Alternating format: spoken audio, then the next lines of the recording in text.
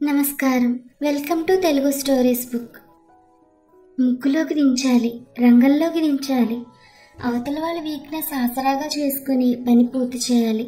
పక్కింట్లోకి అద్దెకొచ్చిన రాజ్యలక్ష్మి గురించి దీర్ఘంగా ఆలోచిస్తున్నాడు యాదగిరి.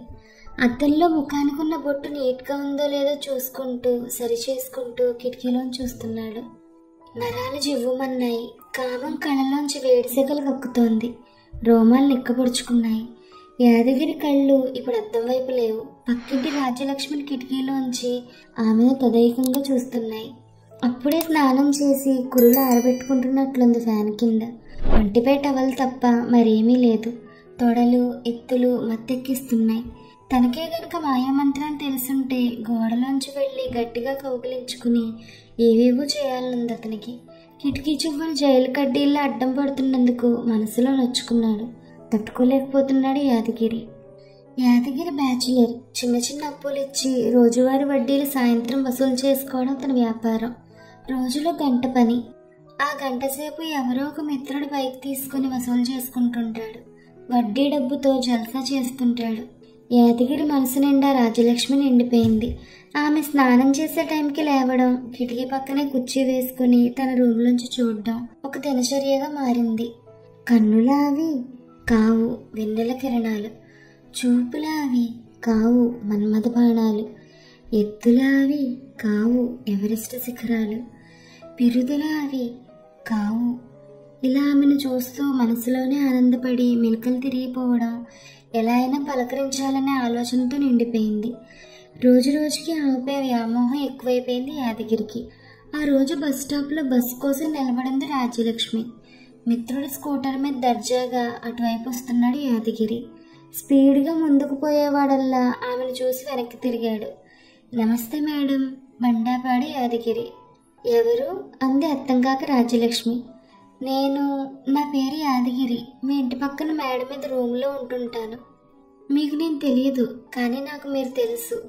ఓ అలాగా అంటూ ఓ అడుగు వెనక్కి జరిగింది రాజ్యలక్ష్మి. బస్సులు లేవనుకుంటా మేడం, ఎక్కడికి వెళ్ళాలి? లైట్గా స్మైల్ ఇస్తూ అడిగాడు యాదగిరి.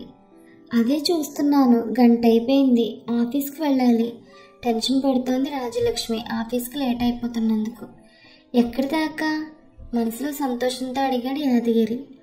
నాంపల్లి చాలు. బ్యాగ్ చూసుకుంది. చిల్లర మాత్రమే ఉంది బ్యాగ్లో. మీరేమీ అనుకోకపోతే నేను కూడా అటే వెళ్తున్నాను. అక్కడ మిమ్మల్ని దించుతాను. ఎందుకంటే మీకు శ్రమ అంది అనుమానిస్తూ రాజ్యలక్ష్మి.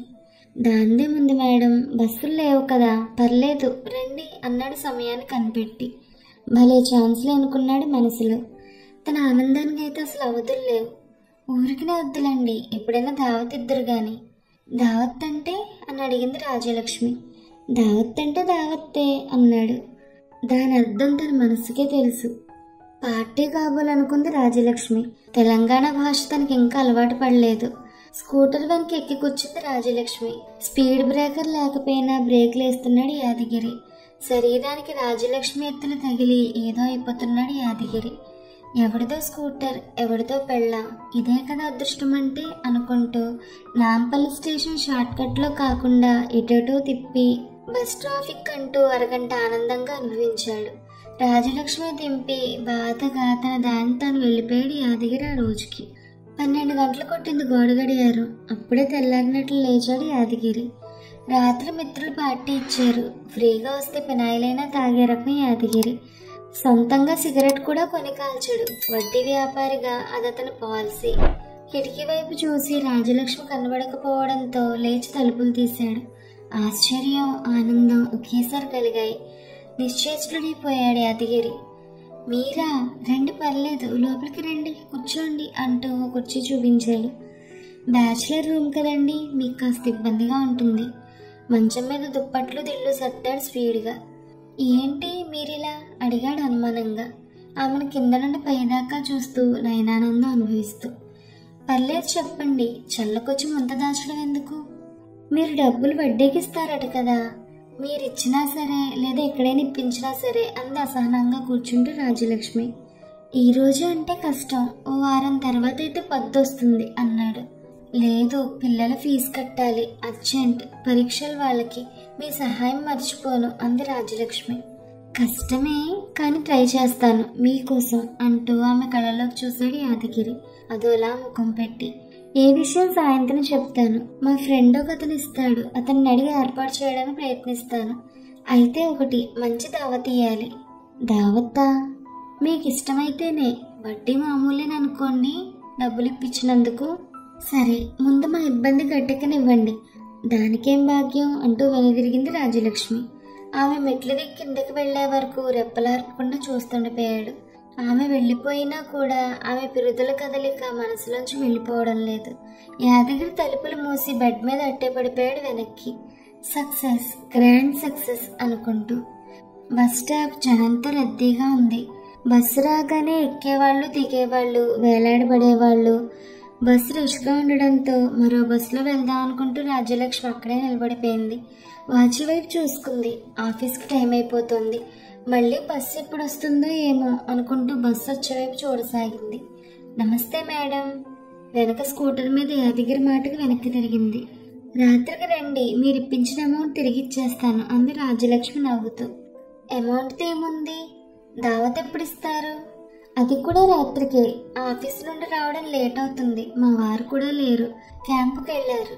8 తర్వాత రండి, పిల్లలు పడుకుంటారు. వాళ్ళ ముందు ఇవ్వడం బాగుండదు అంది రాజ్యలక్ష్మి. ఎవరెస్ట్ ఎక్కినంతగా ఆనందపడిపోయాడు యాదగిరి. ఆనందంతో ఒకటే కిక్కితో బండి స్టార్ట్ చేసి వెనుదిరిగాడు యాదగిరి. ట్రింగ్ ట్రింగ్ అంటూ కాలింగ్ బెల్ మోగింది. మీరా, రండి కూర్చోండి అంది యాదగిరిని చూసి. యాదగిరితో పాటు వెంట వచ్చిన సింటు వాసన మత్తు రేపుతూ గుప్పమంది. ఇదిగో 10,000, వడ్డీ లెక్క చూసుకోండి అంటూ ఇచ్చింది రాజ్యలక్ష్మి. మరి దావత్తు? మా ఇంట్లో శుభకార్యం ఏదైనా జరిగితే తప్పకుండా ఇస్తాను అంది రాజ్యలక్ష్మి అమాయకంగా.